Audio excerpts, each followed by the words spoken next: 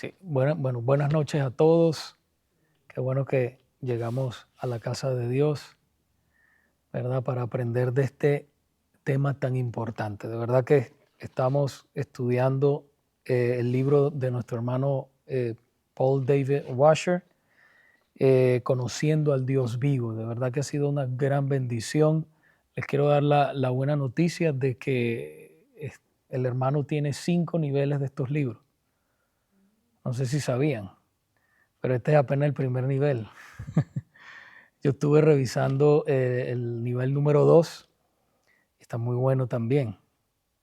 Entonces, es muy posible que comencemos ese libro, porque ya nos quedan 3 clases nada más. A ver, creo que es hasta la 46.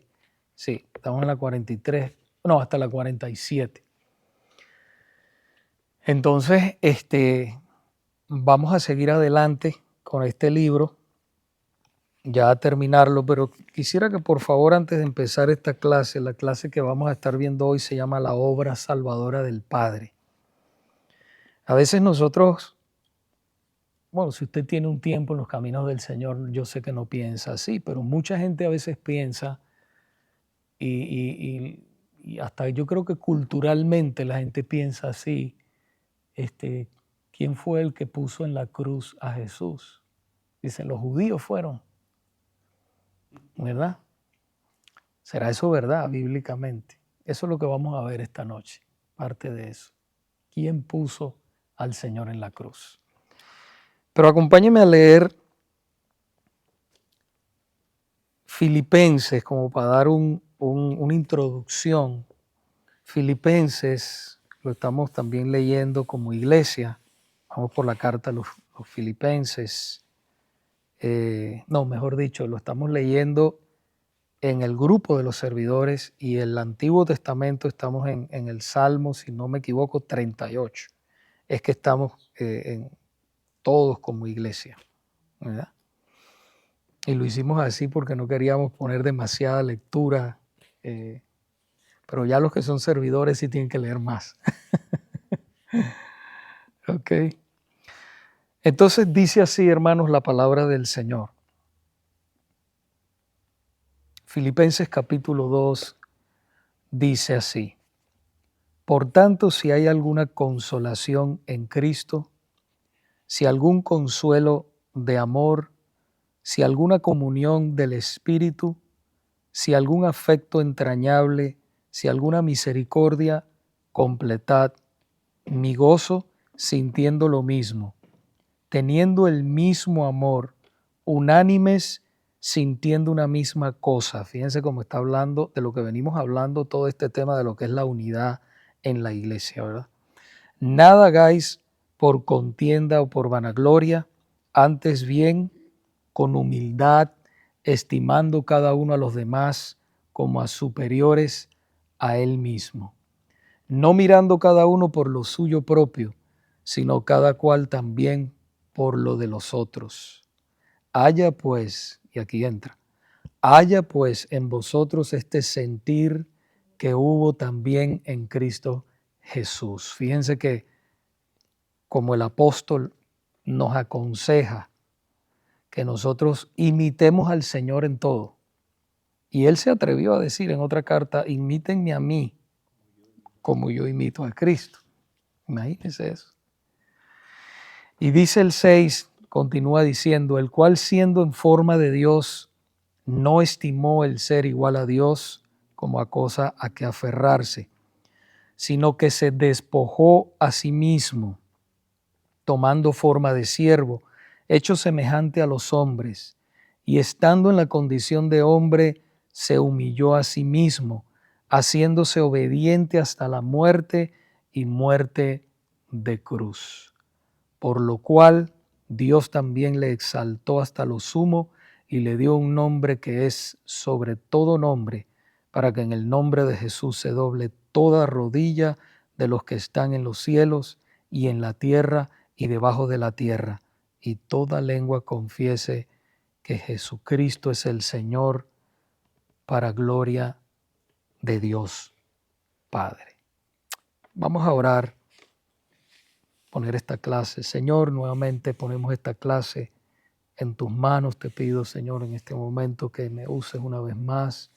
Abras el corazón de mis hermanos y amigos para que puedan recibir tu palabra y tu palabra crezca y nos transforme.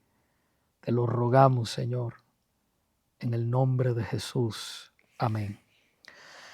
Entonces, ahí en el libro, hermanos, estamos hablando de lo que es la obra salvadora del Padre. Y vamos a leer un poco aquí en el comienzo, en la introducción, dice: el Dios que diseñó el plan para la salvación de su pueblo también actuó y todavía actúa. O sea que Dios todavía está actuando hasta lo último, hasta que se complete el número de los escogidos de Dios, de su pueblo, en la historia de la humanidad para llevar a cabo ese plan. En las próximas páginas consideraremos varias verdades grandiosas sobre el papel que ha desempeñado el Padre en la salvación de su pueblo.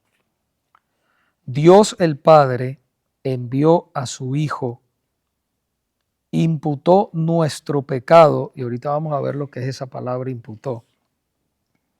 Imputó nuestro pecado a su Hijo, castigó a su Hijo, resucitó a su Hijo de entre los muertos, exaltó a su Hijo a su diestra y ahora llama a todos los hombres a arrepentirse y creer. Ese es el llamado que hace la iglesia, un llamado, ¿verdad?, evangelístico. Eso es, todo el tiempo tenemos que estarle haciendo, no solamente en la iglesia, sino donde quiera que nosotros estamos haciendo. Lo que hizo el Señor, lo que hicieron los apóstoles, lo que hicieron después la iglesia, siempre arrepentidos y convertidos. Eso es lo que dice, ese es el llamado, ese es lo que es la libre oferta del evangelio a todo el mundo, ¿verdad?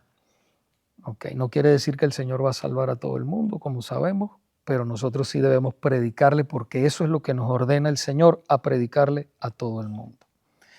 Entonces, en el primer punto, ustedes se van a dar cuenta que aquí en esta clase hay 4 puntos. Yo creo que tal vez podamos cubrir unos 2 o 3 hoy. No creo que terminemos la clase, pero si no, la semana que viene, pues continuamos. Pero en este punto 1, donde dice el Padre envió a su Hijo, dice: uno de los errores más grandes cometidos incluso por creyentes sinceros es atribuir la obra divina de salvación a Cristo solamente, ¿verdad? Si usted ha pensado eso siempre, usted va a ver que no es así nada más, no es a Cristo solamente, sino que el Padre también está ahí. Usted va a ver. En algunos casos, la obra de Cristo es presentada incluso como salvándonos del Padre. Sin embargo, semejante idea es contraria a las Escrituras. Debemos recordar siempre que nuestra salvación comienza con Dios el Padre. Por eso usted lee a veces cuando está leyendo el Antiguo Testamento, que dice: la salvación es de Jehová. Acuérdense que hubo también salvos en el Antiguo Testamento. ¿Okay? Ellos miraban hacia adelante, ¿verdad?, hacia un Mesías que todavía no había venido. Nosotros miramos hacia un Mesías que ya vino. ¿Ven? Todos somos salvos en Cristo Jesús. Entonces, dice, debemos recordar siempre que nuestra salvación comienza con Dios el Padre y es por causa de su amor por nosotros que Él envió a su único Hijo. Y es importante que sepamos, por eso aquí se cae, la efectividad de esta obra, de este sacrificio. Todos los que Dios ha elegido desde antes de la fundación del mundo, como dice Efesios, en la carta a los Efesios, ni uno se va a perder, ni uno, ¿ok? Ni uno se va a perder. O sea, esa obra es tan efectiva que Dios va a ir salvando en su momento, en su tiempo, conforme a su voluntad, a aquellos que Él ha escogido desde antes de la fundación del mundo. Esa obra expiatoria, ese sacrificio en la cruz, hermanos, eso no falla. ¿Okay? Por eso el creyente debe sentirse totalmente en paz y seguro. ¿Okay? Ok, seguimos. En el punto número 1 dice, no en balde, Juan 3:16, es uno de los versículos más amados en toda la Escritura. ¿Qué nos enseña este texto acerca del Padre y su rol en nuestra salvación? Esa es una pregunta. Vamos a ver, para compartir, vamos a ver, a empezar por acá, nuestro hermano Arnaldo y nuestra hermana Adela que pusieron ahí. Bueno, yo puse que Dios amó al mundo de una manera especial, que dio a su propio y único Hijo en sacrificio.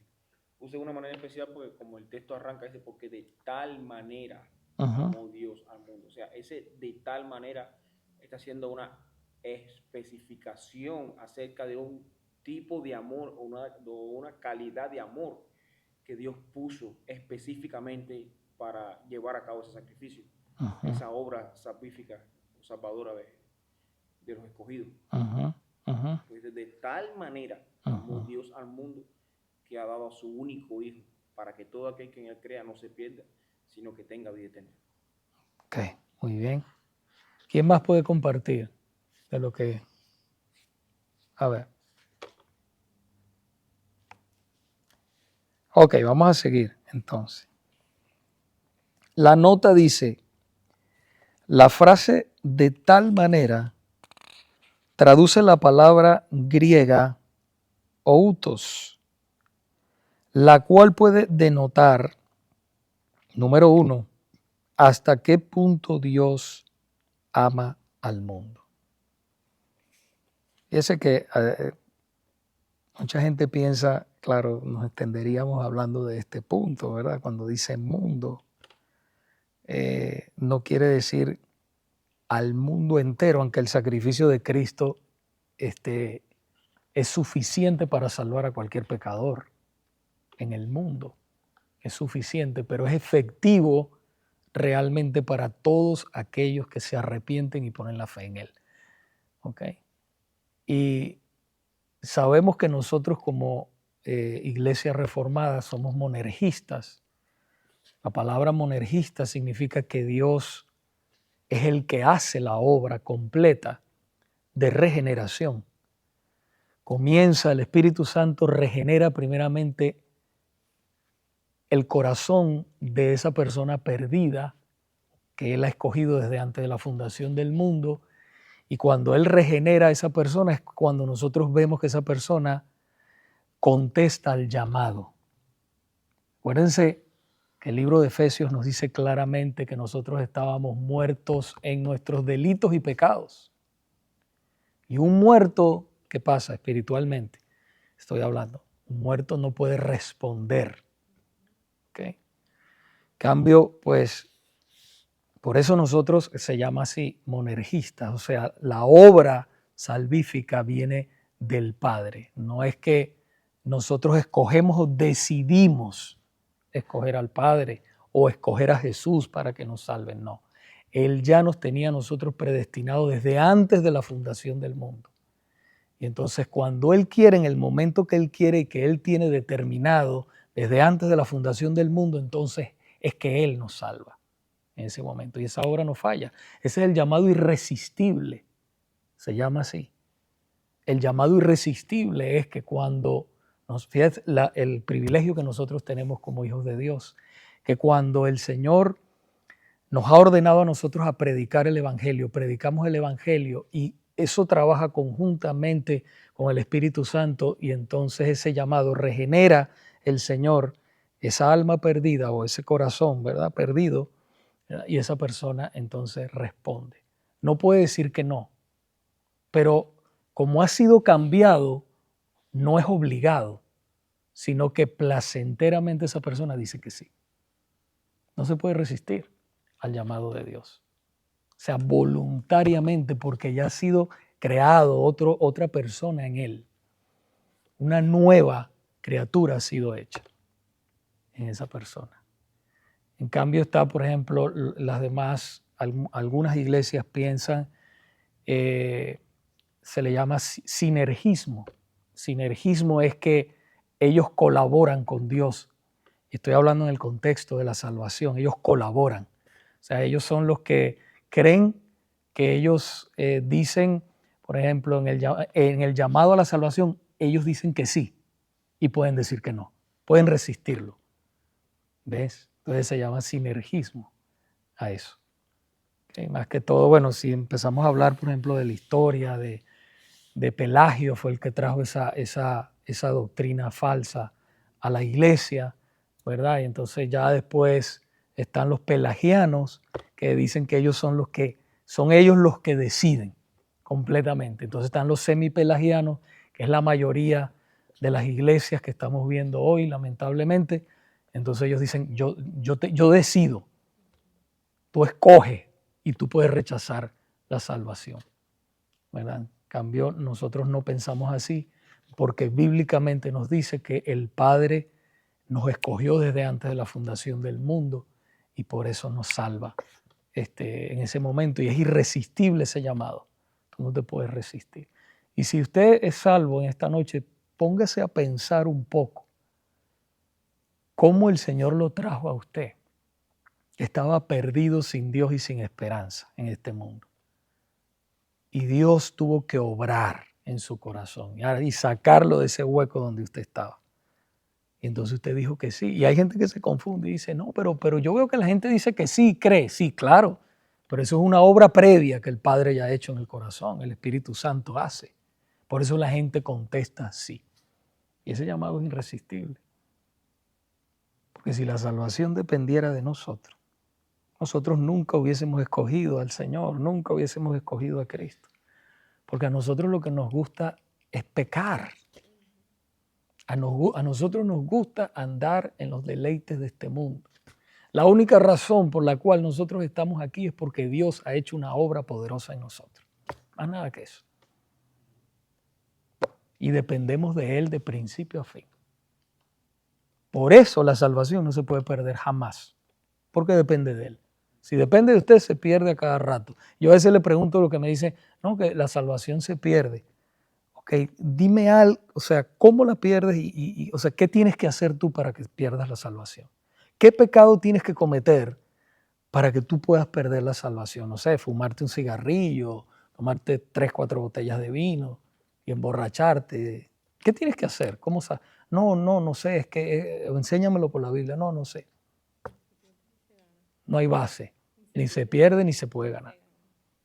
Ellos pierden la salvación todos los días y la pierden y así le vuelven hoyo. Correcto. Pues no hay seguridad, no hay paz. No hay paz. Pero está el otro lado, ¿verdad? Que tenemos que tener cuidado porque hay personas que piensan, ¿verdad?, que son salvos y no lo son. ¿Por qué? Porque cuando el pastor hizo el llamado en la iglesia, yo me entregué, ya soy salvo, pero viven entonces como diablos en el mundo, pecando, haciendo lo que sea. O que viven por las obras. Los que más bien están haciendo obras y obras por la salvación, pues por mantenerse y no perderla. Y no. Sacrificios, Exactamente. por miedo. Que todas las religiones falsas piensan así, que ellos se salvan por las obras. Todas las religiones falsas piensan eso. Hasta fuera del cristianismo, estoy hablando del hinduismo, todos ellos piensan que es por las obras que ellos se salvan. Entonces, qué hermoso es saber que la salvación no depende de nosotros, sino de Dios, nada más. Ok, hermanos, entonces seguimos aquí.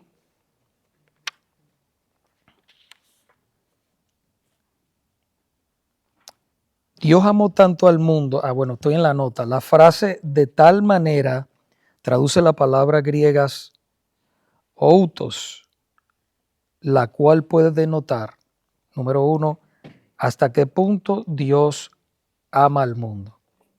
Dios amó tanto al mundo que dio a su Hijo.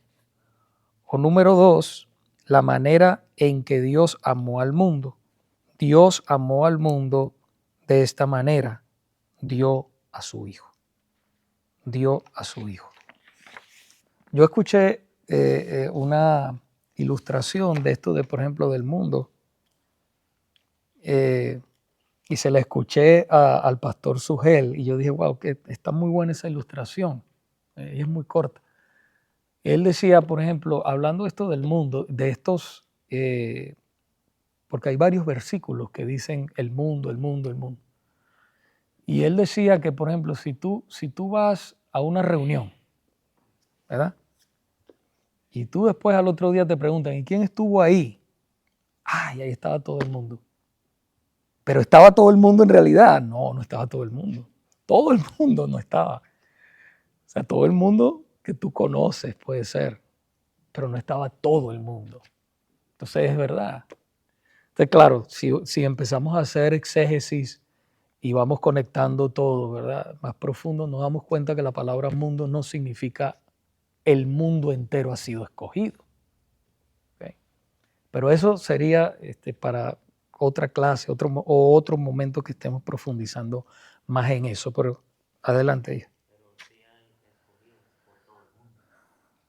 Sí hay escogidos por todo el mundo. Eso es así. En cada país, cada lengua, tribu, nación, vamos a encontrarnos allá en el cielo con ellos. Claro que sí. Hay escogidos por todo el mundo y por eso predicamos la palabra del Señor y misioneros salen por todo el mundo a predicar la palabra. Eso sí. Ok, entonces en la página 274,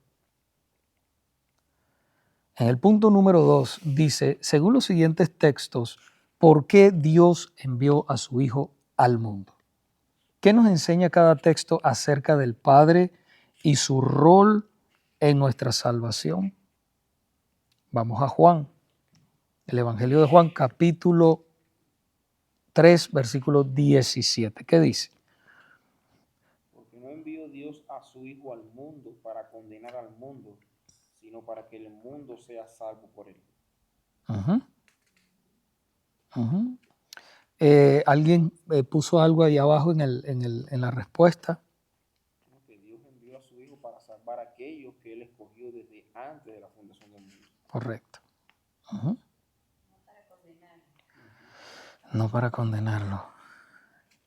Ok, en primera de Juan capítulo 4, versículo 14, ¿qué dice? Nosotros hemos visto y testificamos que el Padre ha enviado al Hijo, el Salvador del mundo. El Salvador del mundo. Ok, entonces vamos a seguir un poquito más abajo y vamos a ver esa palabra que estábamos leyendo en el principio que dice imputó. Dios el Padre imputó nuestro pecado a su Hijo. Dios el Padre no envió a su Hijo al mundo simplemente para enseñarnos verdades acerca de Dios o darnos principios por los cuales podamos vivir una vida que sea agradable a Él. Dios envió a su Hijo a este mundo para que muriera como un sacrificio propiciatorio en nuestro lugar. Vamos a dejarlo ahí un momentico, ¿verdad? Vamos a ver qué significa la palabra imputó. A ver, ¿qué significa la palabra imputó? Puso dentro. ¿Quién más puede decir? Puede significar como transfirió. También una transferencia, ¿verdad? Ahí. Ok, y cuando dice sacrificio propiciatorio, ¿qué significa? La palabra de Propicia. propiciatorio viene del verbo propicio, o sea, fue quien tomó el lugar. Y fíjate que él dijo verbo. Verbo es acción. Acción. Es quien propicia, o sea, quien hace, quien propicia es quien prepara todas las cosas para que algo suceda. Entonces, por eso es que Él fue propicio a nosotros, porque Dios preparó todas las cosas para que el sacrificio se diera y por medio del sacrificio la salvación fuera efectiva en nosotros. O sea, que fue una acción agradable a Dios lo que hizo su Hijo, ¿verdad? Para conseguir su piedad y misericordia para nosotros. Okay. Dice el diccionario. A eso iba ahora, a buscarlo en el diccionario para... Imputar, dice, atribuir a alguien la responsabilidad de un hecho reprobable. Exacto. El diccionario de imputar. Sí. Cuando una persona, bueno, lo vamos a ver aquí, lo vamos a estudiar, pero para decirlo, cuando un pecador se arrepiente y pone la fe en Cristo, que aún la fe no es de esa persona, esa fe salvadora la da Dios. ¿Ves? Es un don de Dios, gracias. ¿Ok?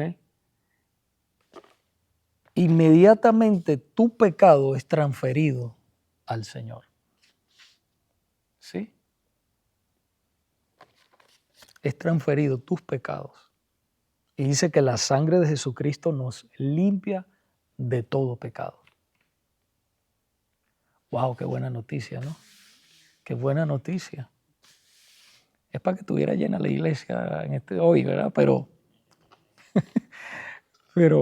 es una buena noticia, es una noticia, wow, que mientras más la estudiamos, más profundizamos, más nos deleitamos y no podemos comprender el amor del Padre a profundidad. Por eso dice, amó tanto al mundo, ¿verdad? Amó tanto a su pueblo, que dio a su Hijo único para que todo aquel que en Él crea no se pierda, mas tenga la vida eterna. Entonces la gente a veces se confunde y dice, no, pero hay algunos que no creen. Bueno, porque no son pueblo. No son pueblo, por eso no creen. Ok, entonces, sigue diciendo, como un sacrificio propiciatorio en nuestro lugar. Para que esto sucediera, fue necesario que Dios imputara nuestro pecado a su Hijo inocente. Literalmente sin pecado. Tenía que ser así, sin pecado, para que pudiera expiar nuestro pecado. Porque si Él hubiese sido pecador, no hubiese podido llevar esa obra a cabo. Jamás. Tenía que ser el Hijo de Dios, sin pecado. La palabra imputar viene del verbo latino imputare. Impute igual en Asia, más putare, considerar. El cual significa considerar a la cuenta de uno. En la cruz, Dios consideró nuestro pecado en la cuenta de su Hijo. Esto es una de las doctrinas más grandes de la fe cristiana. Por eso yo decía, wow, esta clase es sumamente importante. Yo digo que si una persona entiende esto, ¿verdad? Como cristiano, tú puedes entender esto. O sea, se te abre un mundo completo en cuanto a lo que es el Evangelio. Puedes entender el corazón del Evangelio. Y lo tremendo no es, porque muchas personas piensan y dicen, ok, Cristo murió por mí, lo que estamos estudiando hasta este punto, los pecados fueron transferidos al Señor, el Señor me salvó. Pero la obra no está completa ahí. Tenemos que ir a Cristo resucitó. Porque acuérdense lo que dice el apóstol Pablo, si Cristo no resucitó, vana es nuestra fe, todavía estamos en pecado. La prueba de que Dios aceptó el sacrificio de Cristo es la resurrección. Y eso lo vamos a ver. Si Cristo hubiese permanecido muerto, nosotros todavía no hubiésemos sido perdonados de nuestros pecados. Por eso las demás religiones son falsas. Mahoma no resucitó, Confucio no resucitó, Buda no resucitó, Cristo resucitó. poderosísimo. Y fue visto por muchos. Dice la palabra que por más de 500 hermanos, por los apóstoles, el apóstol Pablo y yo como un abortivo. Fui el último que no soy, no debería ni siquiera de llamarme apóstol. Fíjese hasta dónde fue Pablo. Pero por la gracia de Dios soy lo que soy, dijo él. Es tremendo. Entonces, hermanos, vamos a ver qué dice según Romanos 8:3. ¿En qué clase de cuerpo envió Dios a su Hijo? Porque lo que era imposible para la ley, por cuanto era débil por la carne, Dios, enviando a su Hijo en semejanza de carne de pecado, y a causa del pecado, condenó al pecado en la carne. Ajá, entonces, ¿en semejanza de qué? Por allá. De carne, ¿verdad? En semejanza de carne y a causa del pecado. Condenó el pecado en la carne. La nota dice, en la encarnación, el Hijo de Dios no tomó para sí un cuerpo como el del género humano antes de la caída.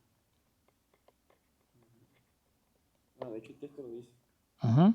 Dice, porque lo que era imposible para la ley, por cuanto era débil por la carne, Dios enviando a su Hijo en semejanza de carne de pecado. En semejanza, o sea, lo trajo en un cuerpo después de la caída. Correcto. Sin relación con el pecado, pero... Sin relación, exacto, ahí. Muy bien. Entonces dice, más bien su cuerpo, aunque no manchado por el pecado, estaba sujeto a todas las terribles consecuencias de nuestra raza caída. O sea, el Señor sintió hambre, necesidades, sin pecado, nunca pecó, ¿verdad? Sufrió tristeza, todas esas cosas. ¿Okay? Como hombre estuvo sujeto a las mismas limitaciones, fragilidades, aflicciones y angustias de la humanidad caída, nosotros, ¿verdad? Hubiera sido una gran humillación para el Hijo si Él hubiera tomado la naturaleza de la humanidad antes de la caída. Ahí sí hubiese sido una humillación, ¿verdad? ¿Por qué? Si él se hubiese encarnado antes de la caída, lo dijimos aquí al principio. O sea, no se pudiera compadecer por nosotros por el hecho de la pureza que tenía el cuerpo antes de la caída. Entonces, no podía experimentar muerte. Ok. Okay. No era necesario, si él hubiera encarnado antes de la caída, no era necesario una salvación con nosotros, no había pecadores, no era necesario que él viniera. No sé, pienso yo. Buen análisis, pero bueno, también era el plan de él desde antes de la... Ahora, sigue diciendo, cuando estaba... Hermano, usted iba a decir algo, perdón. Que a lo mejor no hubiera podido morir porque el cuerpo sin el pecado no había muerte. La muerte vino producto del pecado. Producto del pecado. Ajá. Pero fíjese que dice aquí, él hubiera tomado, si él hubiera tomado la naturaleza de la humanidad antes de la caída. Antes de la caída ni siquiera Adán y Eva no podían morir porque no había pecado. No había pecado, exacto. No había entrado el pecado todavía al mundo. Ok, entonces dice, sin embargo, en la última línea, sin embargo, su humillación fue aún mayor que esto, pues fue enviado en la semejanza de carne de pecado. ¿Okay? Vamos a ver qué dice por allá José o algunos de este lado. Segunda de Corintios capítulo 5, versículo 21. Segunda de Corintios.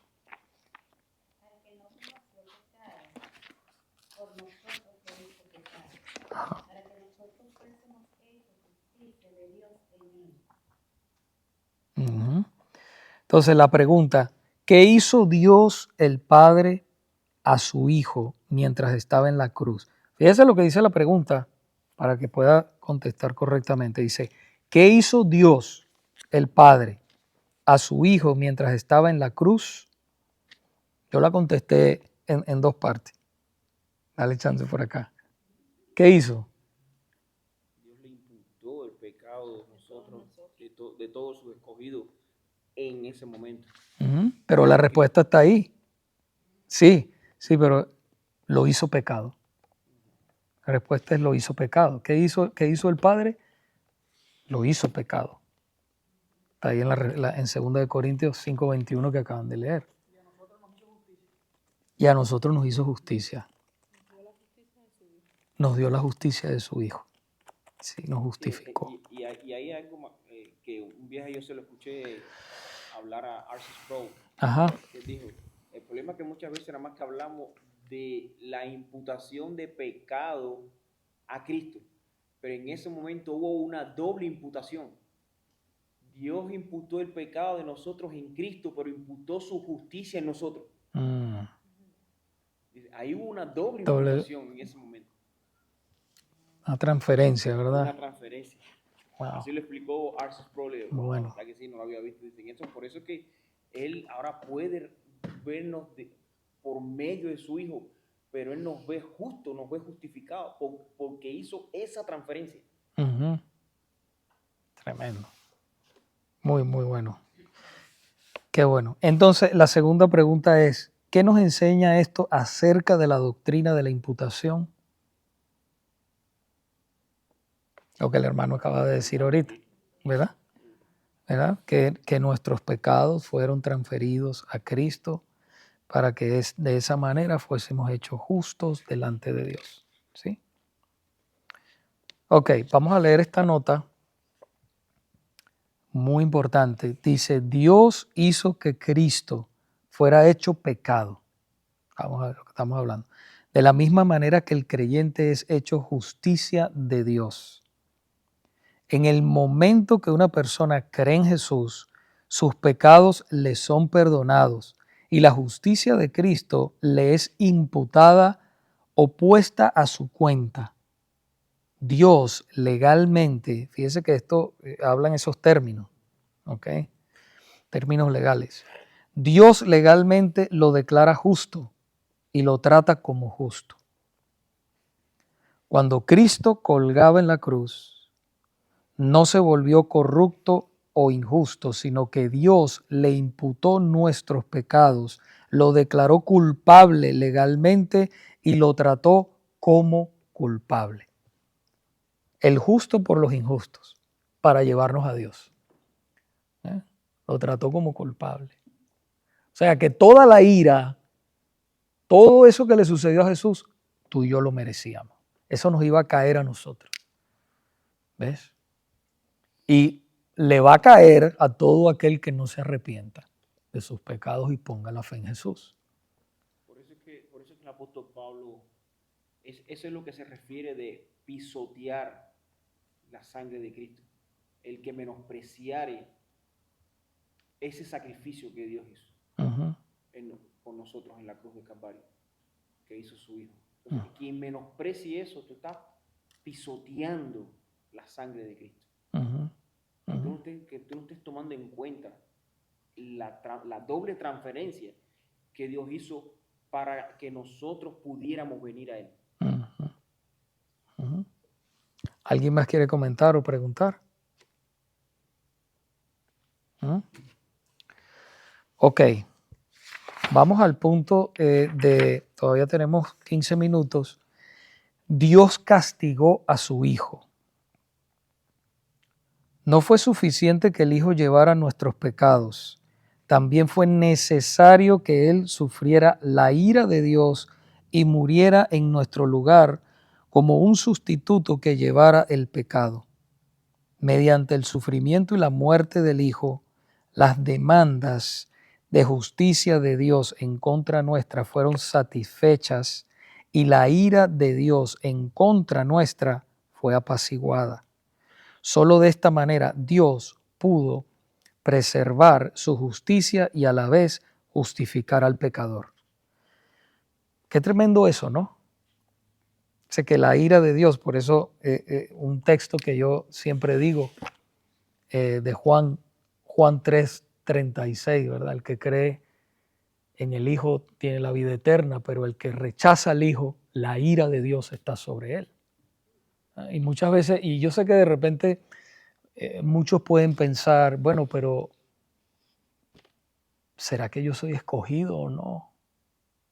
Porque si ya soy escogido, fíjense que me voy a meter un poco más profundo, porque yo sé que eso empieza a pensar mucha gente, pero ¿será que yo soy escogido? Y entonces si Dios es el que me escoge, no tiene que pensar eso. El pecador no tiene que pensar eso, lo que tiene que pensar es en arrepentirse y creer en Cristo. Y nosotros como iglesia no podemos pensar eso, tenemos que predicar. Yo siempre digo, tenemos que predicar como si todo el mundo se fuera a salvar. Fíjense que dije como si fuera todo el mundo, no es que todo el mundo se va a salvar. Y ahí está el misterio, pero eso es de Dios. Dios sabe quién se va a salvar porque Él lo ha escogido desde antes de la fundación del mundo, pero nosotros no. Entonces, no podemos pensar, ¿será que esta persona es escogida? Porque si no, no les predicas a nadie. Eso se lo tienes que dejar a Dios. Más nada. Nosotros tenemos que ser bíblicos, decir lo que la palabra dice y callar, no decir, no, a lo mejor puede ser esto. No, si la Biblia no lo dice, no diga nada. Simplemente diga lo que dice ahí y ya. Se acabó. La salvación es del Señor, de principio al fin, así que nosotros predicamos y el que ya es salvo empieza con esas dudas. No empiece con esas dudas. Hay gente que pregunta, bueno, pero ¿cómo sé yo que soy salvo? Bueno, los frutos. Si usted es una persona, porque usted no puede vivir por los sentimientos, un día usted se puede sentir salvo y al otro día no. Eso mayormente siempre está alimentado Número uno, por un decadencia. claro, exacto, los descuidos de los medios de gracia. Y es que uno entra en esas dudas y esas... Exacto. Eso por un lado, pero si usted, mire los frutos, si usted desea leer la palabra de Dios, claro, hay días que de repente no desea, hay una lucha en la carne, pero si usted desea, si usted busca, si a usted le duele pecar, usted es salvo, usted le duele pecar, quiere estar apartado del pecado, no es que no va a caer, puede ser que usted caiga, pero ya usted no practica el pecado. La simiente de Dios permanece en usted y no puede pecar porque es nacido de Dios. Bro, no puede practicar el pecado porque la simiente de Dios está ahí. Te duele pecar.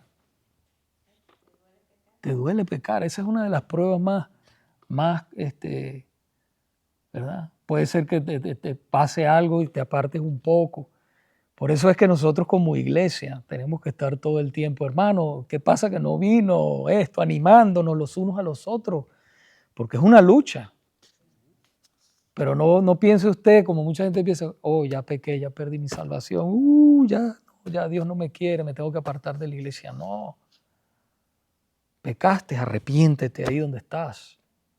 Levántate y sigue adelante. Fe y arrepentimiento. Y el que es verdaderamente salvo, esto no es un juego, porque la gente dice, peco en la mañana y en la noche me arrepiento. No es así. No, el que es salvo de verdad le duele, de verdad. O sea, hice esto, yo no quiero ofender a mi Dios. Y mientras más lo conoce y mientras más profundice y entiende todo lo que Cristo hizo por ti, más te aleja del pecado. No quieres vivir esa vida que vivías antes. Yo no quiero vivir esa vida que yo vivía antes. Y entendiendo cada vez lo que Cristo hizo por mí, menos todavía. Sí, hermano. Vi como que levantó la mano, perdón. Sí. Ok. ¿Algún comentario? Yo creo que más que duda, yo creo que entender esto, lo que mayormente lo que nos debe es llamar a un acercamiento y a pedirle perdón a Dios por no actuar conforme al sacrificio que Él hizo por nosotros. pero lo que nos debe llevar es a acercarnos a Él, no a alejarnos, no a pensar en la duda o seré yo o no seré yo. No, Exacto. simplemente, Señor, si el simple hecho de que Dios nos permita entender esto, ya es un don de Dios. Ujú, ujú. Ya es un don de Exactamente. Dios. Esto no lo entienden los impíos. O sea, por eso es que muchas veces, como yo le he dicho a muchas personas, el jugar al cristianismo es un juego cruel. Tú no puedes jugar a ser cristiano. En algún momento tú tienes que, te cansas porque estás forzando a hacer algo que no está en ti. Tu espíritu no está capacitado por el Espíritu Santo para llevar esta vida. Exacto, y solamente por el poder del Espíritu Santo tú puedes vivir esta vida cristiana, más nada que eso. Bueno, hermanos, vamos, ya leímos la nota, ¿verdad? Sí. Entonces, vamos aquí donde dice Dios, ¿qué haría? Saben que no lo vamos porque ya son casi las 8, vamos a dejarlo ahí. Entonces nos quedarían 2 puntos más para la próxima clase. Márquenlo ahí, en Dios castigó a su Hijo. Después de Dios castigó a su Hijo sería el Padre resucitó y exaltó a su Hijo. Fíjense, vamos a tocar lo de la resurrección también. Interesante, hermanos. Bueno, tenemos 5 minuticos, comentarios, preguntas en este momento sobre la clase.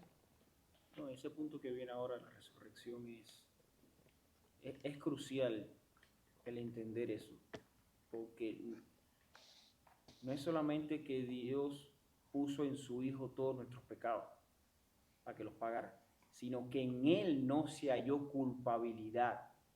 Por eso es que también pudo resucitar. Dios no pecó, el Hijo de Dios no pecó, simplemente fue recipiente para llevar nuestros pecados, pero en Él no se halló culpabilidad. Por eso es que la muerte no lo pudo retener, porque Él no estaba pagando por sus pecados, estaba pagando por los nuestros. Por los nuestros. Amén. Una cantidad, tantos detalles, ¿verdad? Tantos detalles. Que nos deja... Sí. Vamos a estar estudiando hasta que nos vamos con el Señor, Eso, así que... de hecho, otro comentario rápido, que no ¿Sí? está muy a tono, pero ese texto que mucha gente confunde de que, dicho por Pedro, de que Cristo bajó a las profundidades, vamos a decir que al infierno. Él no bajó a predicar el evangelio. La palabra en la Biblia muchas veces dice a predicar, pero la palabra es Dios bajó a testificar. Porque de hecho en el texto si lo leemos dice, porque ahí estaban las almas condenadas que no creyeron en el primer juicio. O sea, ya ellos están en su condenación. Simplemente que Cristo bajó para testificarle de que Él era real, de que la promesa era real. Lo que mucha gente confunde como dice, porque Dios bajó a predicar. No a predicar salvación, sino a predicar juicio. Por cuanto no creyeron en mí, fue lo que me imagino que le haya dicho en ese momento. Mira, yo soy la promesa cumplida. No creyeron en mí y esta es la condenación. Porque si no, caería en una doctrina, se contradiciría entraría la Biblia en una contradicción de que Dios salva dentro del infierno, saca a la gente del infierno para ser salvo. No, eso es una contradicción. Sí, eso ya sería una herejía. Entonces, ¿qué fue lo que fue a predicar Cristo ahí? Fue a testificar para juicio de él. Sí, no hay para salvación. Correcto, y no hay oportunidad. El que se va de esta vida y no se arrepiente aquí en vida, ¿verdad?, de sus pecados y recibe a Cristo, pues no hay más oportunidad. Mire, por ejemplo, Jesús habló más del infierno que del cielo. Miren la parábola que está en Lucas del rico y Lázaro. El rico clamaba y ¿qué le dijo a Abraham? No, hay una cima entre tú y yo y tú no puedes pasar para acá ni nosotros para allá. Porque ahí será el lloro. Sí, Exactamente. Y es una historia real, porque mucha gente dice, no, es una parábola, pero no es una parábola. Yo dije una parábola, pero realmente no es una parábola. Realmente es una historia real porque da nombres, ¿ves? Y si no me equivoco, el nombre del rico, si lo buscamos en el original, es un nombre. Es un nombre, no dice rico, pero cuando uno va a los originales, yo creo que no sé si es, ahora no recuerdo, de verdad que ahora no recuerdo, pero lo cierto es que Lázaro le da un nombre, Lázaro, el rico y Lázaro. ¿Okay? Entonces él se fue, los dos se fueron, uno fue a la gloria y el otro fue al infierno. Y ya, y no hubo más oportunidad. Hay que aclarar de que el rico está en el infierno no por ser rico, ni Lázaro está en el cielo por ser pobre. Correcto. Porque ahí habla, no, porque el rico tuvo muchas posesiones y Lázaro sufrió mucho. Sí, pero no fue por eso. No fue por eso. No fue por eso. Simplemente fue porque el rico vivió impíamente toda su vida y rechazó a Dios. Lo rechazó y por eso fue al infierno. Por eso el Señor dice que es más fácil, porque lo que pasa es que las posesiones te atrapan, o sea, son una tentación y si tú no estás bien parado, tú puedes tener dinero, no quiere decir que no tengas dinero. La cosa está que eso no sea tu Dios, que las posesiones no sean tu Dios. ¿Ves? El tema no es el dinero, sino el amor. El amor ese al dinero. Entonces, y ahí vemos la parábola del rico, del joven rico que se le acercó al Señor también. Y el Señor le dijo, bueno, él quería seguir al Señor, pero el Señor, ok, vende todo lo que tienes. Pero es porque ya el Señor había visto el corazón de él, que ese era su Dios, las posesiones, las riquezas. Por eso el Señor le dio el privilegio y le dijo, ok, vende todo lo que tienes y dalo a los pobres y tendrás tesoro en el cielo. Entonces ven y sígueme. Y entonces dice la palabra que él se fue triste porque tenía muchas posesiones. Rechazó el privilegio de andar con el maestro. Entonces sí, ok, tenga dinero, haga mucho dinero, pero no tenga cuidado con eso también.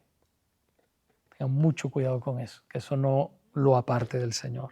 La enciclopedia, si pudiéramos hablar de los efectos del dinero, la enciclopedia es Salomón en Eclesiastés.